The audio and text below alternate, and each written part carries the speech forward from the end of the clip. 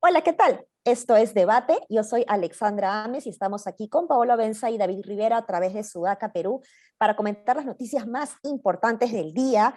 Y hoy, jueves 10 de febrero, pues sigue creciendo un poco la indignación alrededor de los líderes de opinión porque van saliendo más noticias o más denuncias. Hay actores de la sociedad civil que empiezan, y políticos también, que empiezan a manifestar su rechazo frente a algunos ministros puntuales, ¿no? Específicamente hemos despertado esta mañana con un anuncio del Colegio Médico del Perú, en donde anunciaba una conferencia de prensa que se dio a mediodía, en donde, bueno, pues finalmente rechazan tener a un ministro de salud tan cuestionado. El día de ayer en RPP estuvo también el doctor Elmer Huerta hablando de lo grave que puede ser tener a un doctor, digamos, primero que no tenga la especialidad y segundo que, o sea, que haya estado operando mejor, no operar trabajando, para no confundir los términos, que haya estado trabajando, digamos, sin tener la especialidad, digamos, acreditada. Y lo otro que es importante, ofrecer como soluciones médicas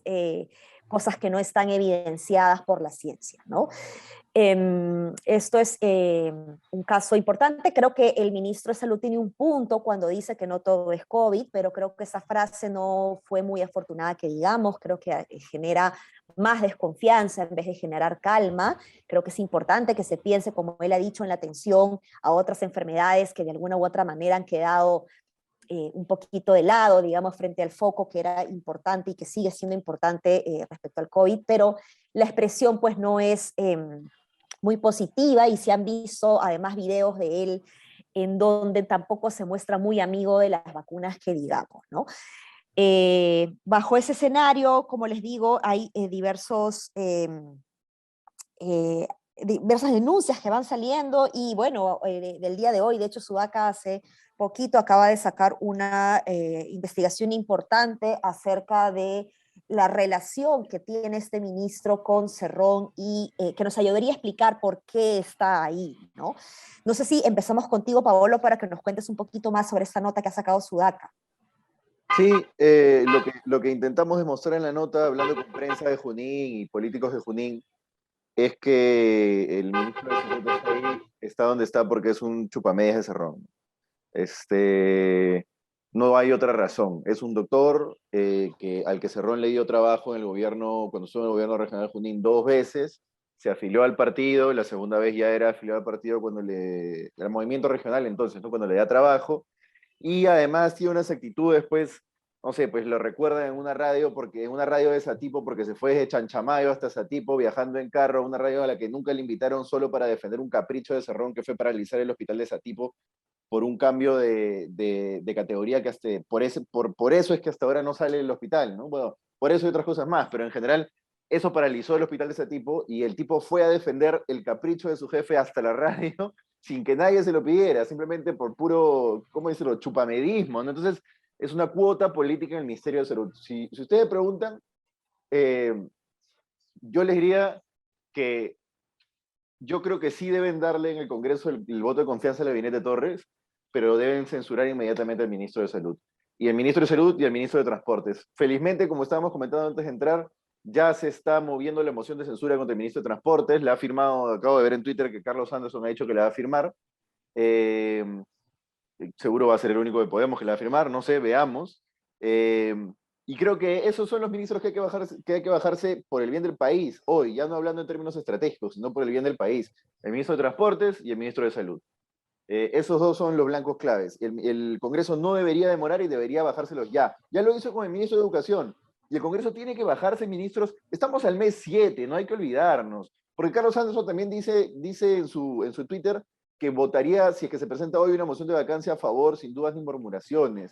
Y todo proceso político tiene su tiempo. Eso es lo que el Congreso no termina de entender. Yo he sido el primero en decir que la vacancia es la mejor salida para este país, pero no hoy. No apresuradamente, no con Mari Carmen Álvarez en la presidencia del Congreso, no. La mejor salida para el país es que se hable de una vacancia de presidente Pedro Castillo al mes 12, al mes 13, al mes 14, y que se ejecute el mes 15, el mes 16. cuando haya una razón legítima para que esa vacancia se dé y para cuando haya una razón además legal, un serio indicio de corrupción que se puede interpretar como incapacidad moral. Entonces, vamos poco a poco. No hay que, yo creo que el gabinete Torres sí debe recibir la confianza y ahí sí estoy pensando ya no en términos del bien del país, sino estratégicos. El Congreso le debe dar la confianza porque es parte de un proceso en el cual el gobierno va a seguir cometiendo errores, lamentablemente para todos, pero lo va a seguir cometiendo y finalmente sí se va a hacer legítima y legal la vacancia cuando tenga que llegar esa vacancia. Pero mientras tanto, censúrale ministros. Es una potestad del Congreso hacerlo. El ministro de Transportes tiene que ser censurado hace muchísimo tiempo. Susel Paredes ya presentó la moción y no tenía las firmas y recién ahora se están moviendo. Tienen que bajarse ese ministro de Transportes y luego tienen que bajarse el ministro de Salud. Y así uno por uno todos los ministros tienen que ser objeto de control político por parte del Congreso, que en este caso no es obstruccionismo como sí fue con Savera, con el fujimorismo y PPK, y después recién, cuando ya haya una serie de ministros censurados y un gobierno que no sabe reemplazarlos, que sigue cometiendo errores, en 5 meses, en 6 meses, digamos ya, ok, ese momento, ahora ese indicios serios de corrupción, ahora sí se tiene que hacer la vacancia, pero no ahora, ¿no? No sé, ¿cómo lo ven? Em, de acuerdo con el ministro de Salud, no tengo mucho más que agregar después de todo lo que ha pasado. Solamente tal vez decir que Antonio Quispe hoy día renunció a, ¿cuál era su cargo? Era asesor de despacho ministerial, ¿no? Ha renunciado por principios de coherencia e integridad. Y me imagino que no sería extraño que otros funcionarios piensen hacer lo mismo con ese ministro, lo cual es preocupante porque podía llevar a que más bien ese ministerio termine copado por gente del mismo perfil del nuevo ministro, es decir, sin experiencia ni capacidad para estar frente al ministerio. Pero lo que me ha llamado la atención es lo que ha pasado ahora en la tarde con Aníbal Torres, que le han preguntado por el tema del ministro y ha dicho que el presidente ya está evaluando el tema, que su opinión no sirve. Es decir, que él no tiene, no sé cómo interpretar ese mi opinión no sirve respecto a un ministro de su Consejo de Ministros. Este, pero está claro que ese tipo de cosas Aníbal Torres las maneja pésimo. Ahí estaba fastidiadísimo subiendo al carro y respondió cualquier cosa, ¿no? Y la verdad es que si Aníbal Torres está creyendo que cuando Pedro Castillo le dice que ya está evaluando el tema, en verdad lo está evaluando, está en otro gobierno, ¿no? Porque lo que ha mostrado Pedro Castillo es que él no toma ninguna decisión hasta que alguien lo pone contra la pared. Es así de sencillo. Y si él, Aníbal Torres, no lo pone contra la pared sobre ciertos temas, que parece que no le provoca hacerlo, el ministro de Salud seguirá ahí hasta que sea interpelado y censurado en el Congreso. Yo creo que el Congreso en este momento debería interpelar y censurar paralelamente al de Salud, eh, al de Interior, al de Transporte, como mínimo. Y a esos tres debería mandarlos a su casa en 2 semanas, no sé cuánto dure el proceso. Y también creo que debería darle la confianza al gabinete de Aníbal Torres, pero previa censura de esos 3 ministros que está claro que o están incapacitados o tienen vínculos con la corrupción por los cuales no deberían estar o no deberían formar parte de este gobierno. Sí, esa respuesta que da el presidente del Consejo de Ministros, pues es terrible, ¿no? Mi opinión no importa, porque te indica dos cosas. Primero, que él mismo está menospreciando su propio y desvalorizando su propio cargo, su propio rol, digamos, creo que se olvida que él es el presidente del Consejo de Ministros y por supuesto que su opinión es muy importante.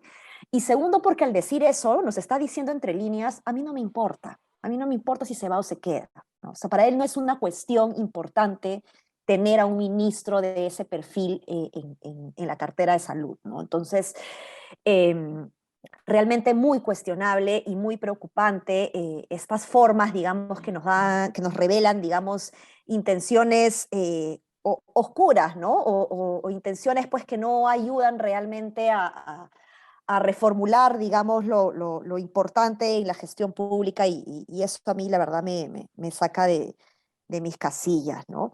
Ya se ha presentado la moción de censura para el ministro de Salud. Bueno, no sé si formalmente, cuando lo he visto, no he estado segura de que ya estén las firmas puestas, me parece que sí. De Pero Transportes. o de De salud. transportes, Perdón, ¿yo qué dije? De de salud. salud. De transportes Silva, sí, presentada a partir de Susel Paredes. Pero yo creo que la idea es esta, ¿no? No esperar, sino que de frente hacer un cuargamontón desde el Congreso y promover la censura justamente de los ministros que has indicado, David, ¿no? No solamente el de salud y transportes, sino también el del interior. Ahora, empezar por el ministro Silva es importante, ¿no? Porque de alguna manera es un ministro inamovible y muy peligroso y en donde entiendo pues no se ha querido negociar necesariamente su salida para que otro premier de mayores capacidades, ¿no? Políticas y técnicas pueda estar ahí, ¿no? Nieto en su momento en Chincha dio a entender algo así, que él sacaría a Silva y, bueno, hemos visto pues que Nieto pues ya pasó a otro lado, digamos, ¿no? Eh, en todo caso, bueno, vamos a ver cuáles van a ser las reacciones del Congreso. Yo no creo, sinceramente, que la mejor salida sea seguir tirando más leña al fuego por parte del Congreso, pero sí una posición que no permita que ministros de este nivel pues estén copando los puestos más importantes del Estado.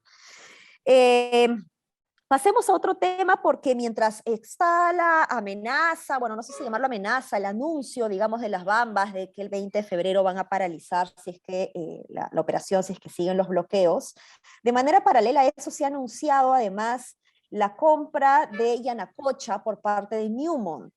Y esto es bastante interesante porque no es una compra pequeña, sabemos que Yanacocha además es un proyecto paralizado, muy cuestionado, y la compra de Newmont es interesante de verla además por el actor que hoy se encuentra ahí, Darío Segarra, que es el country manager de Newmont, quien hizo un papel, me parece fundamental como vicepresidente y antes como gerente de sostenibilidad en Antamina. Creo que mucho del enfoque de desarrollo y de minería sostenible y de lograr una buena estrategia de relacionamiento comunitario en Antamina se dio gracias a él.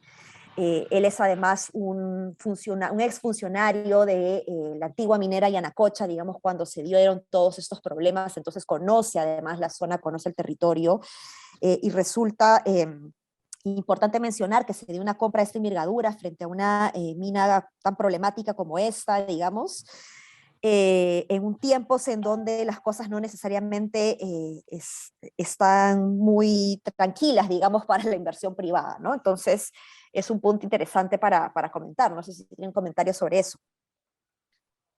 Bueno, Newmont ya estaba en Yanacocha, pues, ¿no? Era parte accionista, corrígeme si me estoy equivocando, con Buenaventura. Básicamente Buenaventura creo que lo que ha decidido es ya Claro, dejar Buenaventura le vende Yanacocha. sus acciones, ajá. Sí. Nada, se mueve un poco el mercado minero, ¿no? En grandes deals, interesante. Ujú. No te sabría decir mucho más que eso, pero interesante que se dé ahora, ¿no? Y que Newmont esté interesado en comprar, probablemente por debajo del precio, pero que esté interesado en comprar todo Yanacocha, ¿no? Sí, pues. Bueno, David.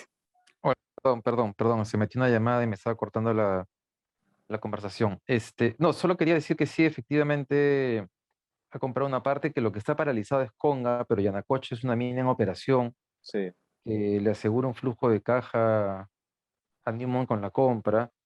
Este, y es interesante porque sí revela que hay, o sea, digamos, es un pago grande. Ya Newmont estaba ahí, pero igual es como tomar control total y alguna expectativa de expansión de esa mina tienen que tener Mm. para haber decidido pagar eso.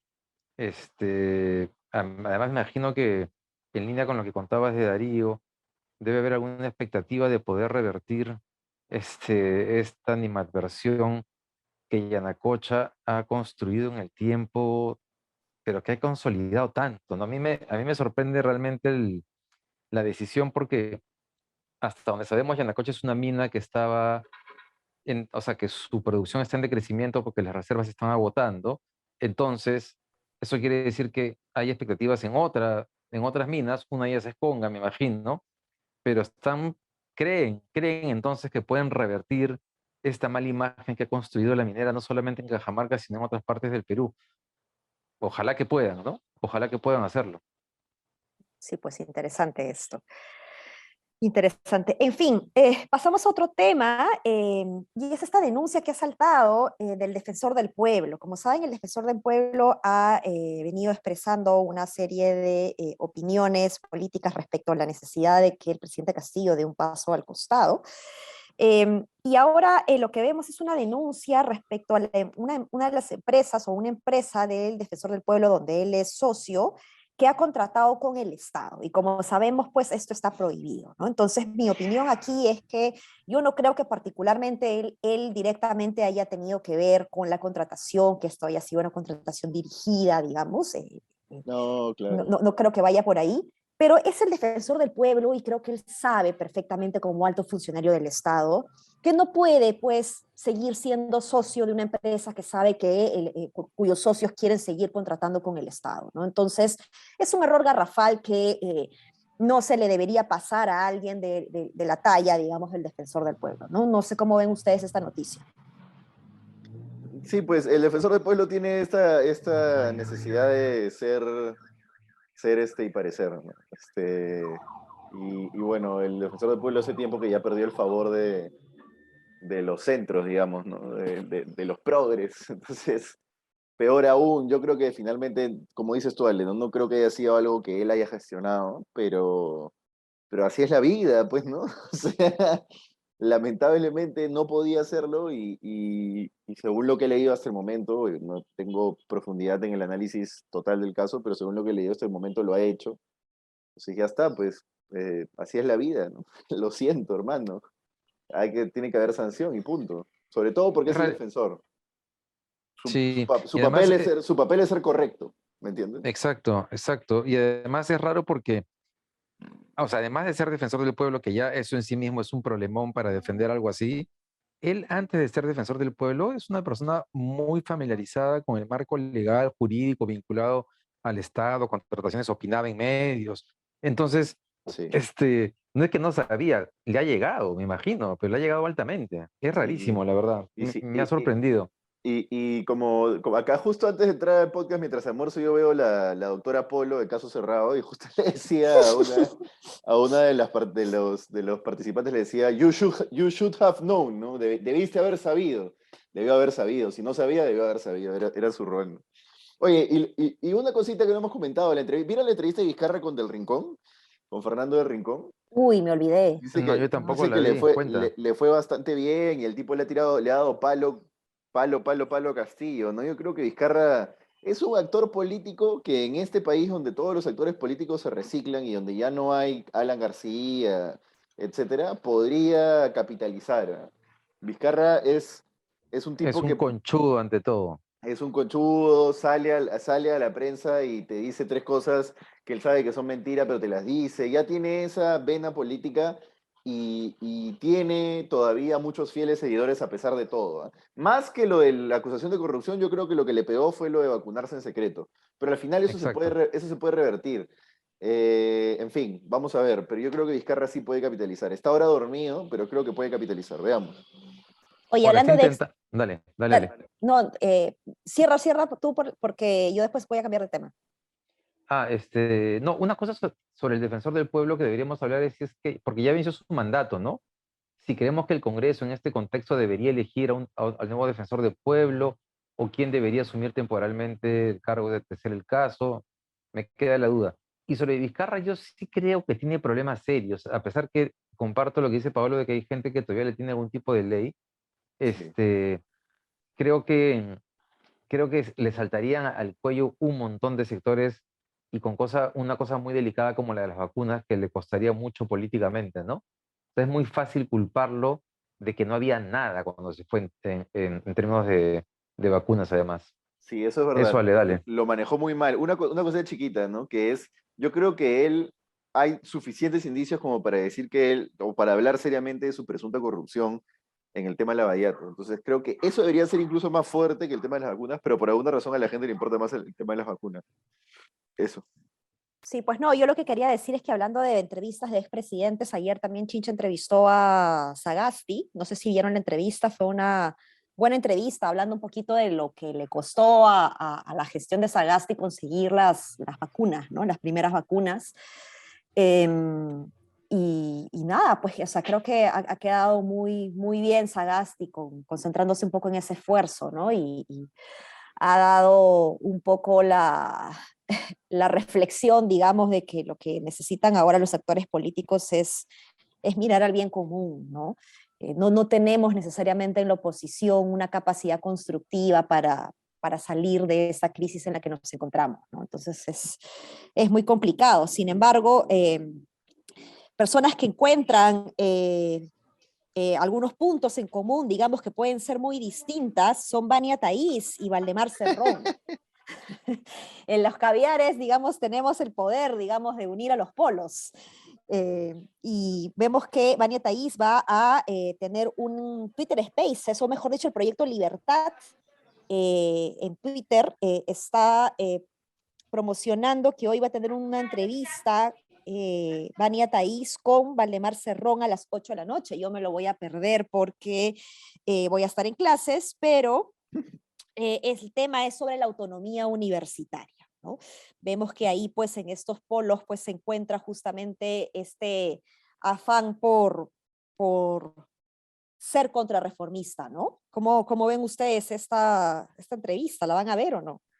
Mira, yo diría en esa onda de que ya casi cliché de que los polos se atraen, diría más que no voy a decir locos porque es ofensivo, pero qué sé yo, los extraños, porque después de lo de Waldemar Cerrón tuiteando desde su propia cuenta para después decir que era una cuenta troll, ahora con Vania Tais, no se me aleja mucho la concepción graciosa de una persona que está absolutamente ajena a la realidad, ¿no?